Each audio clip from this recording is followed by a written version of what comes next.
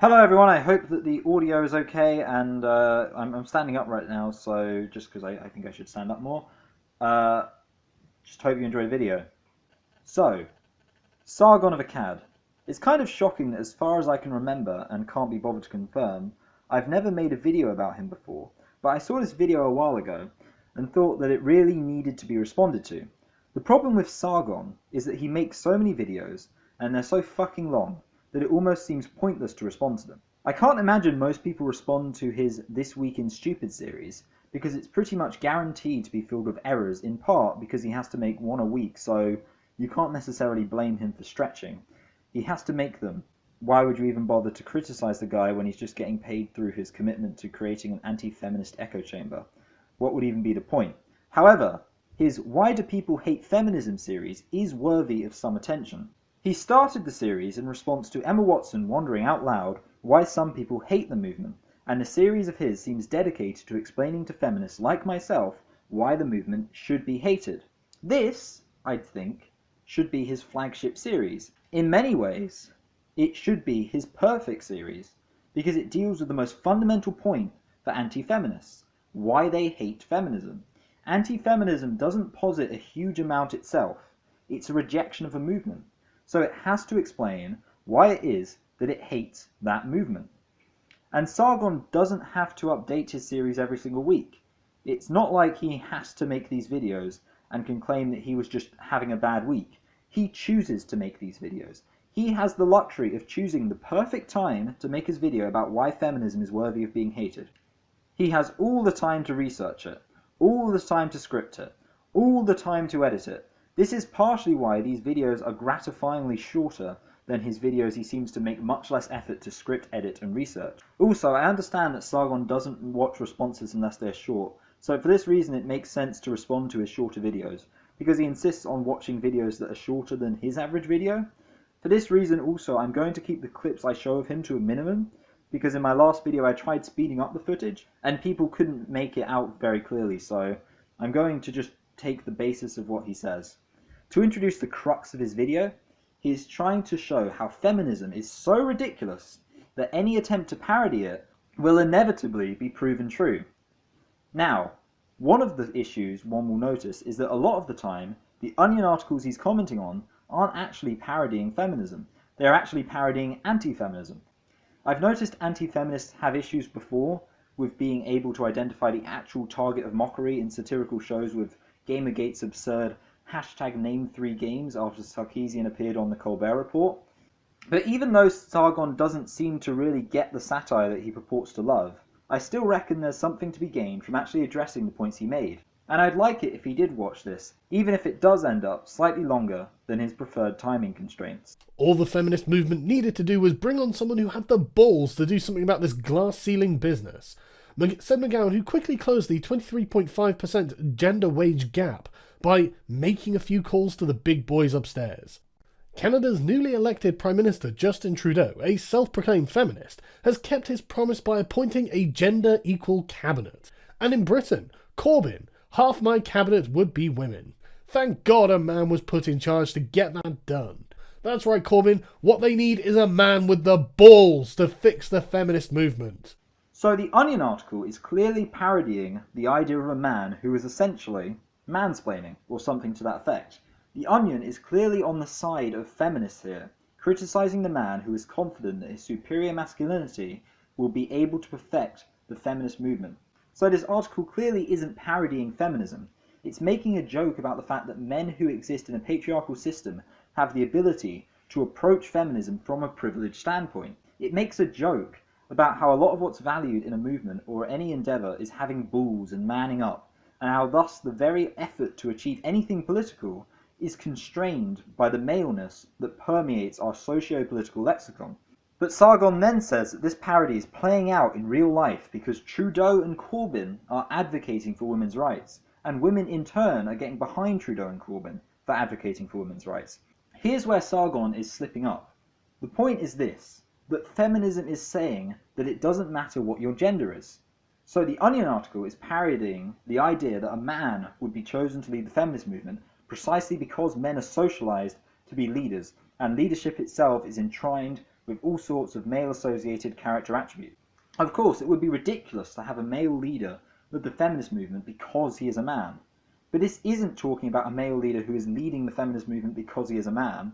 It's talking about a man who happens to be in power, and I think both men described here would admit that they have a huge advantage politically and socially because they are men, but then from that position of power, they help women. This is not comparable to telling women that they need a man to straighten out their movement and help the poor feminist dears achieve equality. This is instead a man who does have power being willing to help women in the same way that he might help ethnic minorities or the poor or the environment. The claims of feminists is that women's issues should be global issues, because all over the globe, women are an oppressed group. A good analogy to what The Onion is parodying occurring in real life would be something more like white nationalists, saying that they'll protect women from Muslim and black rapists or Jewish degeneracy. There are white nationalist men who say that they care about women and want to help women. But they do approach this much more from the perspective of, oh, you poor innocent girl, let me liberate you through my masculine reclamation of white Europe. But to summarize, no. Feminism is not living up to this Onion parody of anti-feminist hypermasculinity. Feminism is conceding that men can help women and that male leaders should address feminist issues. Not because they are men, but because they are people, at this moment, with the political power to help women. I don't support feminism if it means murdering all men. I'm sorry, but I simply cannot and will not support feminism if it means murdering all men. Feminist publications like Salon.com felt the need to publish articles saying, look, saying kill all men on Twitter is actually really unfunny. The kill all men hashtag was obviously not a literal call for the genocide of men, which is why The Onion found it so amusing to parody it. This got an article in Time magazine, where they had to reprimand other feminists for sounding like man-haters. This one is especially funny, because when I first saw this article linked, it was on a feminist forum. And of course it belongs on a feminist forum, because it is parodying anti-feminism. The idea that there are people who actually think that feminism advocating the systemic murder of all men is a legitimate reason to not be a feminist is absurd, because only an idiot would think that that's what feminism advocates. So clearly Sargon is wrong when he says this article is parodying feminism. But you might say he makes a good point when he brings up the fact that there are feminists who are concerned about the use of the phrase kill all men. Firstly, it's worth noting none of these feminists are suggesting that they're worried that feminism necessitates the belief that all men should be killed, which is what the Onion article is parodying. He says at one point that feminists are worried that other feminists are not understanding it's a joke. Yes, I can imagine that as a professional feminist, seeing other feminists getting a bit too wrapped up in the joke of hashtag kill all men could be a bit frustrating. But the article he shows makes it clear that the concern is not that feminists don't understand it's a joke, which they clearly do, but instead that anti-feminists might not understand it's a joke. The humour is lost on most people, and it's terrible PR for feminism. And based on what I've seen of anti-feminist discussions of parody and satire, that doesn't seem like an unreasonable fear. I'm a feminist, so I don't especially care about people saying kill all men, because I have some fucking perspective and I understand that firstly, no feminist I've ever known to say kill all men has meant it. And I'm not denying there have been feminists who have said it and appear to have meant it with some genuine conviction, although only Valerie Solanas comes to mind and she was literally mentally ill, so okay, yes, a feminist meant it. But the reality is that when actual feminists talk about kill all men, it's a joke. It's a joke designed to get under the skins of anti-feminists. Do I think it's a good joke to make? That's actually a discussion worth having. But here's the thing. I can simultaneously agree that a discussion about whether the ironic use of hashtag kill all men is a good idea, and at the same time laugh at this Onion article that portrays a would-be feminist as being reluctant because she sincerely believes that killing all men is an obligation for anyone who regards themselves as a feminist. Woman takes short half-hour break from being a feminist to enjoy TV show. She told reporters that after a long and tiring day at her office, all she wanted to do was return home, sit down on her couch, turn on an episode of TLC reality show Say Yes to the Dress, and treat herself to a brief half-hour in which she could look past all the various and near constant ways popular culture undermines the progress of women. Now, there are actually a bunch of articles on various different websites regarding this subject, what they call feminist burnout, and it's been talked about by various popular feminists.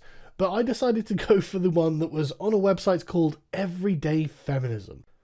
So, I mean, I really have nothing more to say about this. Every time The Onion writes an article about feminism, feminists make it come true.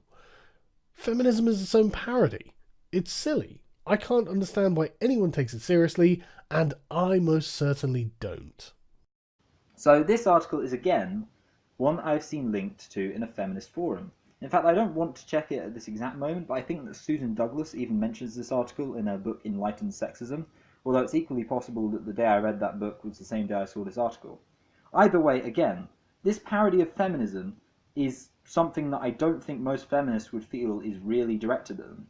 This sort of content is the stuff that feminists write about, as demonstrated by the real-world articles that Sargon lists. This video brings me back to a video Sargon made about Lacey Green, wherein she claims that everything is problematic, and Sargon says, well, that's stupid, because I don't like that you said that, and let me demonstrate the point with a very problematic thumbnail. I think part of the issue is to do with this overzealous rejection of hypocrisy, because hypocrisy is a very natural thing for human beings. We are very good, for the most part, at identifying bad things. We are considerably worse at not wanting to do those bad things. Most people, I think, would agree it's wrong to cheat when in a monogamous relationship with a significant other who trusts you. But I can say with certainty that some of those people would be people who would cheat. Not because they've changed their minds on morality, but because they want to cheat. They want to do something immoral. They want to not think about morality. This is an issue for meat eating. If you're a committed ethicist, then you have to struggle with the idea that there isn't a very convincing argument for eating meat. There isn't an ethical justification for it. Yet, I eat meat. I have heated arguments with people where I have passionately defended the claim that there is no ethical justification for eating meat. But I like eating meat. I am also an anti-porn advocate, but I am a recovering porn addict. I will make more videos about that, but for religious reasons, I'm anti-porn. For feminist reasons, I'm anti-porn. And for personal reasons, I am anti-porn. I don't think pornography is good for me. I don't think pornography improves my life. I think it makes sex less enjoyable. I think it desensitizes us to violence. I think it kills love and fosters misogynistic hate. I think it debases us in the face of a creator who wants us to rise above mere biological urges. And yet, in spite of that, I like porn. So as a recovering porn addict, I relapse. I put every single intelligent, critically minded, morally evaluative thought out of my mind and masturbate because I enjoy it. Now the point here is that it's very easy to ignore your critical understanding of why certain cultural outputs may be wrong, even if you're unequivocally against them. Consider then something that has bad elements in it, but is altogether good. The Bible, for example, is problematic. I think the Bible is the perfect word of God. I think the Bible saves people and gives people eternal life. But the Bible was written by sexist men. The Bible was written by people who probably hated women. Even if one can defend the more explicitly sexist parts of the Bible, which I actually believe one can, hence why I call myself a Christian feminist, even if you did that, it would still not pass through a feminist literary course anything close to unscathed. To put it into perspective, there is a book by Mia Iqbal. I've read her book on gender in Judges, but she actually has another book that deals with gender in just one story of Judges. It's called Murder and Difference, Gender, Genre, Scholarship on Sisera's Death. I haven't read it, but, well, I might. So real feminism can analyse something to pieces and really get at the underlying sexist biases of the author, and there is no shortage of that in the Bible. However, I still read the Bible every single night. So the point is this. Lots of things can have the problematic influences of an imperfect culture imprinted in them. But we have to enjoy things. We can't throw our Citizen Kane or other works of fantastic historical literature out because they're sexist. Surely Sargon doesn't want us to.